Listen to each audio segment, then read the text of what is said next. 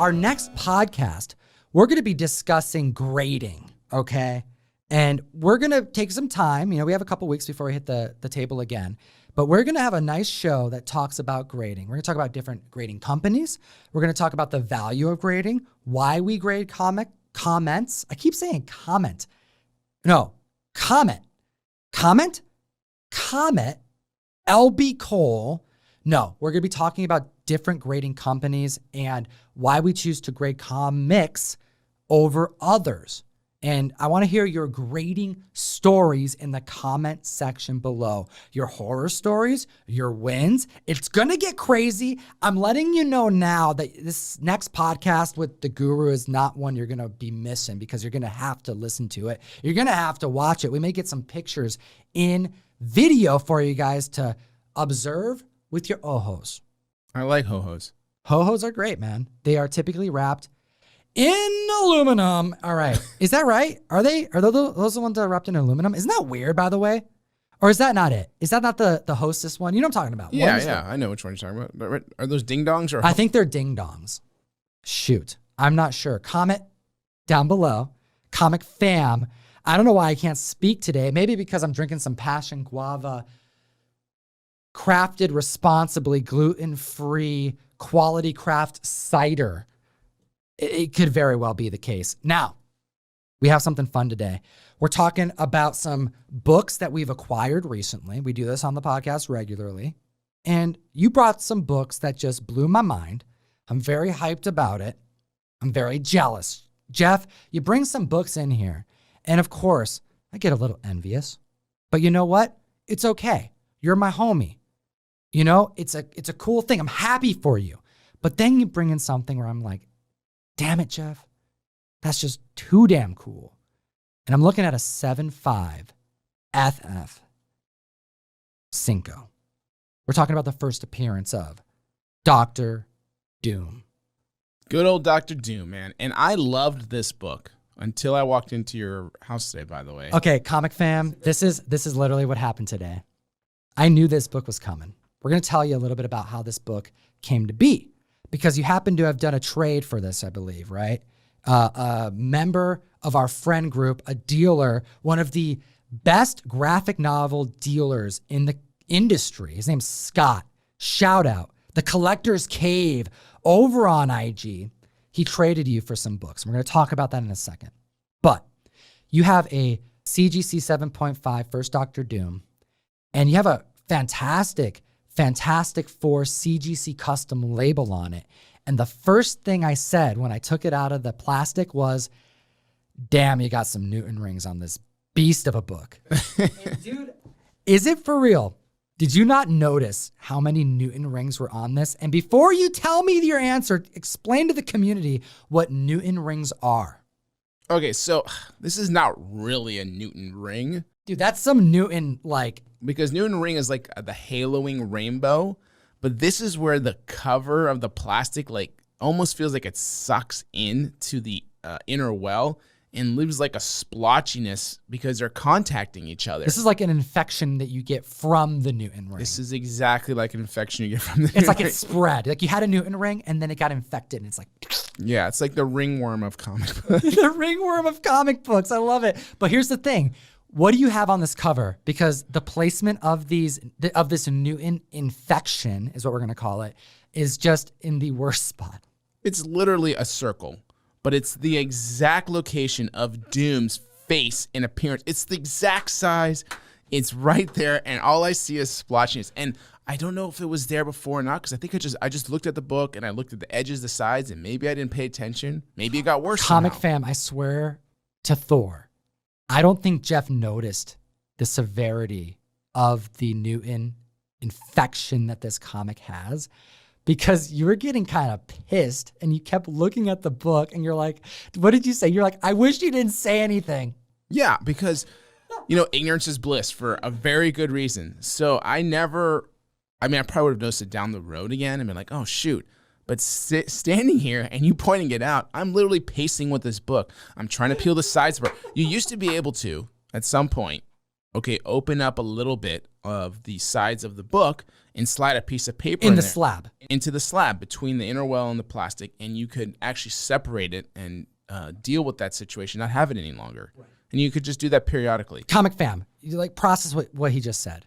People back in the day, to get rid of Newton rings, would put a little piece of paper in the book by opening up the slab just a little bit. Not cracking it open, but like lifting just that side that used to be able to be open just enough to give it just enough space to not cause that glare on the comic book. That was a thing that happened. No, you just slide a sheet of paper in there to separate it, and that's it. Just enough to separate. And then take it out, right? Yeah. And then, I mean, it's just thickness of a freaking paper. Yeah, it's okay. It's not a big deal, but can't do it anymore. No, but I think I can do it from the bottom. I was putzing around, and it feels like... Dude, we're over here trying to do this damn podcast, and you keep messing with the freaking book. But, dude, you have FF5, First Doctor Doom, 7.5. This is like a $40,000+ book. Tell me, what the hell did you do? Oh, man, I had to give up some books, man. Oh, no. Don't just say you had to give up some books.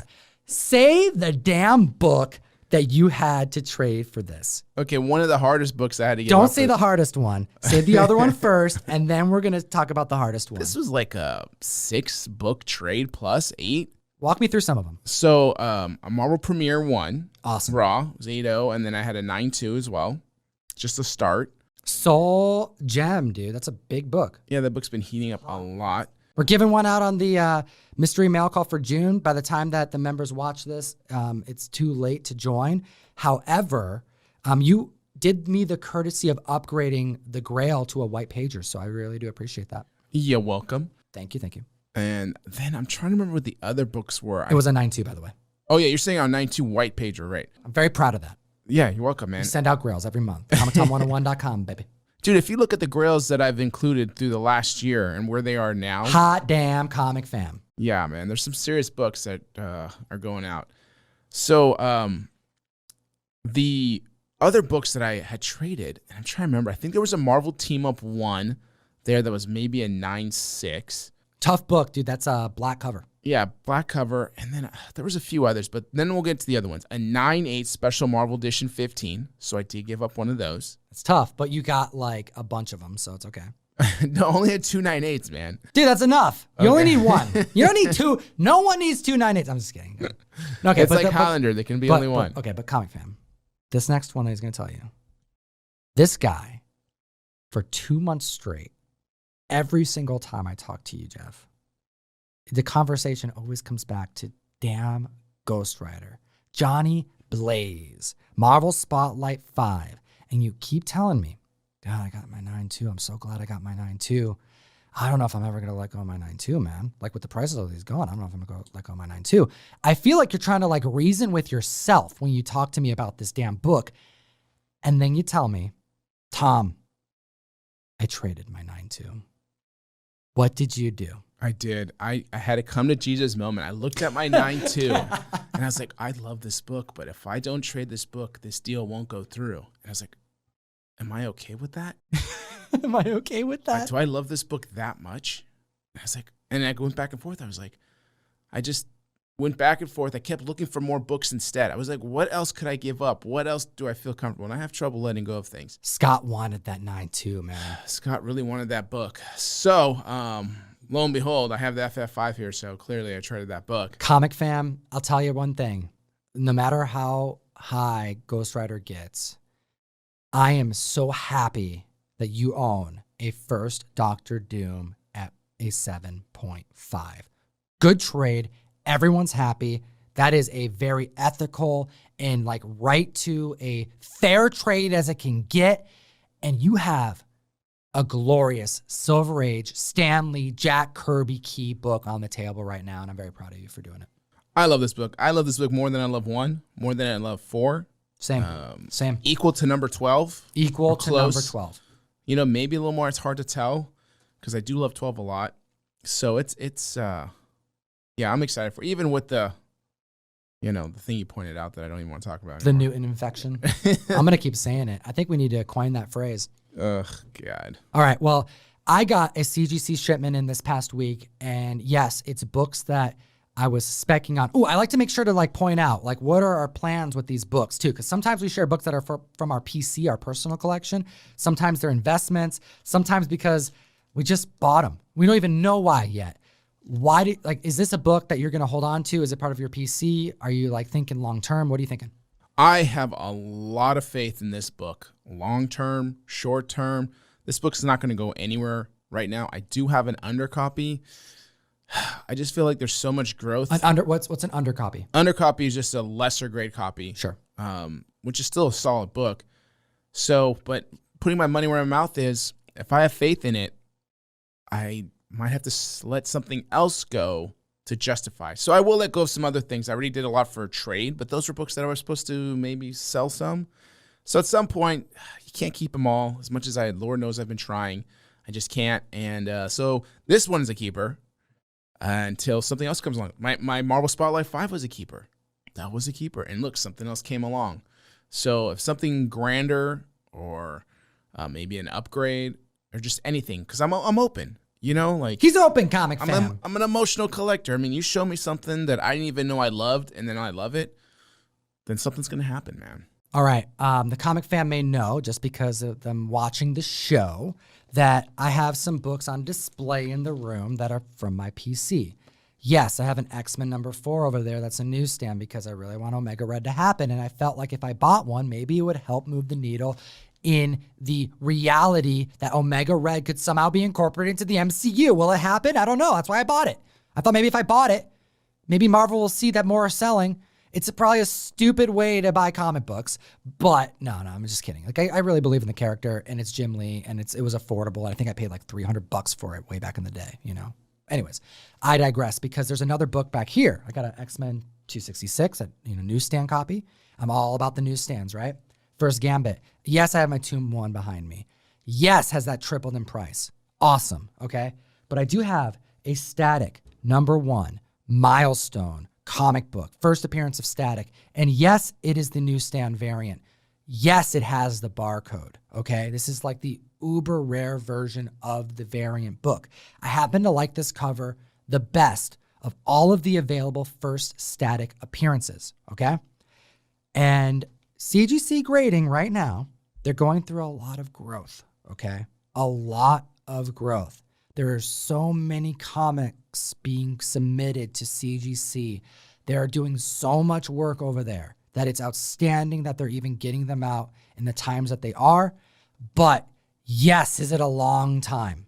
Mind you, if you're grading cards through Beckett or other, like grading companies through for cards and like sports cards and things and memorabilia, Pokemon, etc., you're waiting over a year. So the fact that you're getting comic books in under a year, it sucks, but there's a level of me that is also grateful that I'm even getting stuff like months and months after. I spec'd on Static a long time ago, dude. I just got these books back. It's been a minute. I have my other Static books in. And how did I do? Not very good. But I'm still keeping them. It was one of those moments where I bought a bunch of the newsstand versions of this issue. I do have a 9/8, so I do have like my leader here, the one I'm keeping, hoping. I'm very excited about Michael B. Jordan getting involved and making this character hit the screen. I firmly believe that this is the next Miles Morales. This is a excellent character. Probably a lot of the inspiration behind Miles Morales, if we're going to be frank about it.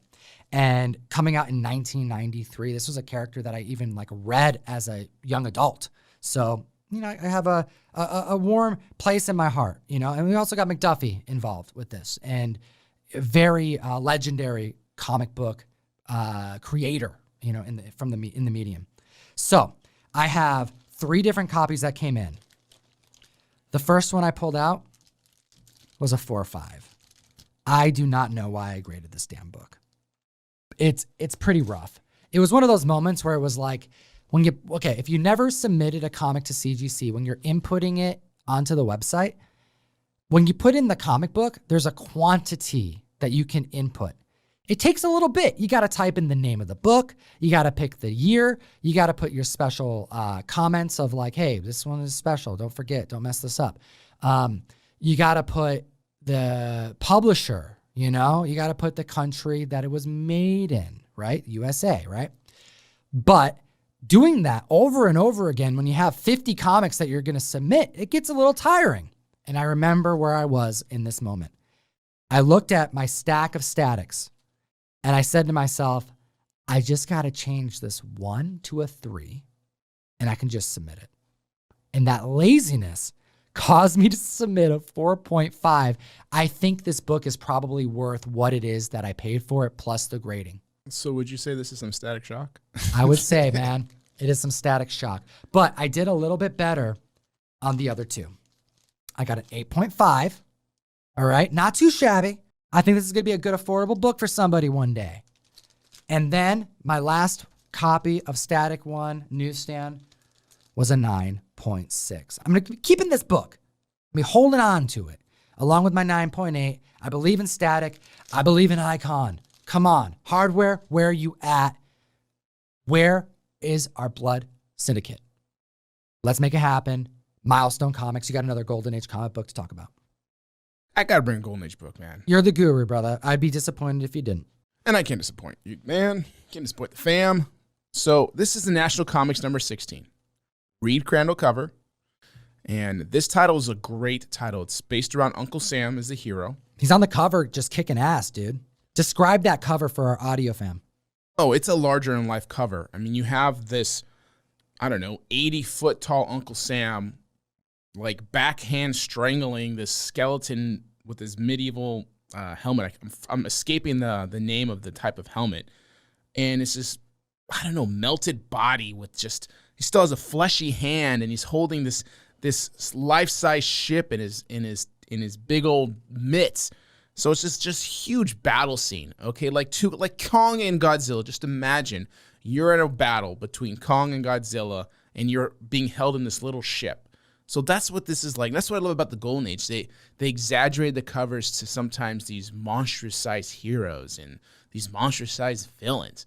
So this title did a lot of that. Americana, man. Yeah, and Lou Fine, who's an absolute stunner, amazing, legendary artist, had, let's say, issue 5 was a great cover. Issue 7 was a cover. These two guys went back and forth. Slaying it, dude. Yeah, slaying it. They stunned the shelves for young readers at the time.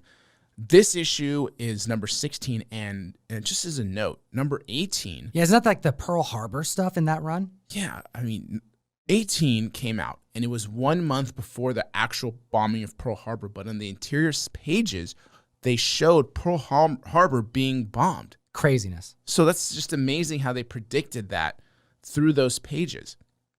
That's another reason why I love this run. Just little historical tidbits, the amazing artists, Uncle Sam as a hero. It's just fantastic stuff. Dude, I love it. What grade is that, and what would you value that book at? So I would say this book, I might grade at some point here. I got it raw. I think it could potentially be with a press because it's got this slight spiral, but it's got staple tears, so they always nail you with staple tears. I would say at the best, it's a gorgeous, probably 6.5. If I'm lucky. Man, that's a nice looking 6.5 from me. It is a really nice 6.5. I try to be a little, conservative, especially when it comes to staple tears. I've been hit before with that, with books that I think are so much better. So, if I was to think that they're just going to bypass all that, this could be a 7.5 book. 7.5. Comic fam. Where are you getting this kind of comic book themed content anywhere? We got Golden Age. We got Silver Age. We got Modern Age all on the mic today.